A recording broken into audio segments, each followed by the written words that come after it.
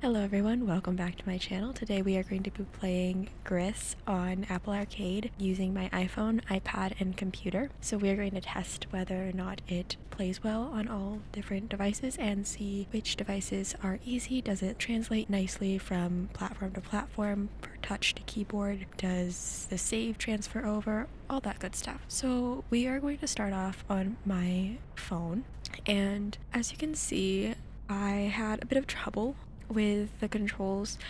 So you swipe to move, and then later on you learn that some of the abilities are like swipe up, swipe down, and I personally found them to be kind of janky to use, and I think that hindered the gameplay, especially since this was, I think it's kind of like a platformer. There's a lot of jumping and timing of jumps, and I just found it a little bit tricky to time those correctly. Also, the game really plays with perspective and making the character feel very small, which is obviously an artistic choice, but it is hard to see even on my iPhone 14 Pro. I know it's not the biggest phone, but I would consider it a pretty big phone, and even with that, it was really hard to see some of the action because she is so small.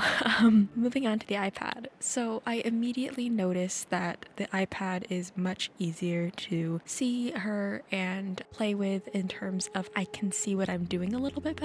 Side note, while I was recording this entire thing, I had it pass through a capture card and it was showing up on my screen, so I ended up playing like on my phone, and I realized I was actually looking at the screen, and my screen's like a pretty big normal monitor screen, and I had to like force myself to stop playing on that screen because I was like, I need to get the full experience of playing on my phone. So I think that kind of says something about like the screen not feeling big enough in a way. Same with the iPad, I found myself looking at that screen, which was a little bit tricky not to look at because it's such a bigger screen and it's easier to see the gameplay. But the iPad was relatively easier in terms of you can see what you're doing. I did not try a controller on the iPad because I didn't feel like doing that, but I'm like 90% sure you can do that. I know you can connect controllers, but I don't know if it works. I think it might, but I did try to use my little keyboard that I have with my iPad and it did not accept those for inputs. So note that it is again a touchscreen only unless of course the controllers work, and I just didn't get around to doing that. Finally, moving over to the computer, I found this relatively pleasant to play with. I am personally not somebody who uses keyboard and mouse a lot, so I found it a little bit janky and I had to figure out how to change the controls on it because I am left-handed, and long story short, I find that really hard to use the keyboard because of that. So it's probably a pretty fine experience. I just personally didn't like it. And since when I was on the computer, I decided to also try out the controller, and it did accept the controller, and of course, it was my favorite way of playing. I found it the simplest to play and was quite enjoyable actually.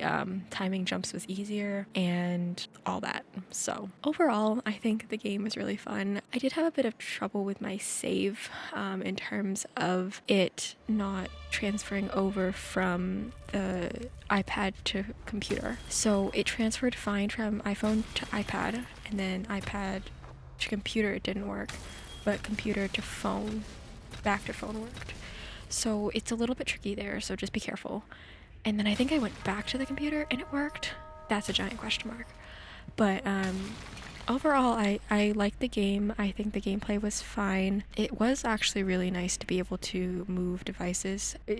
You can take the game on the go, which is really nice with a device you already have in your pocket, and you don't have to like bring a Steam Deck. I don't own one, or like an ROG Ally or whatever those handhelds are. You don't have to take them with you, so you just have to take your phone, which is nice if you, obviously it's Apple Arcade, so you have to have an iPhone. But overall, I found it really enjoyable. The game, really beautiful game. It was very cinematic and very story driven.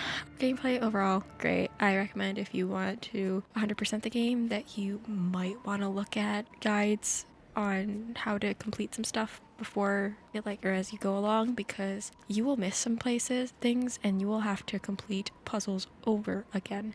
And speaking from experience, I did not find that fun. Going through them the first time was, in my experience, I'm not the best at this kind of game, but I found it quite frustrating in some points, but rewarding enough that made it fun. But it's not something I would want to do again. So the fact that to 100% I have to redo it is not my preference. So keep that in mind while you go play. And with that, thank you so much for watching. Don't forget to like and subscribe. And maybe even leave a comment. Bye. Yeah, hey. Cause I can't write, I can't learn my lesson. I can't write, take antidepressants. Illness and welfare are my adolescence, my friends.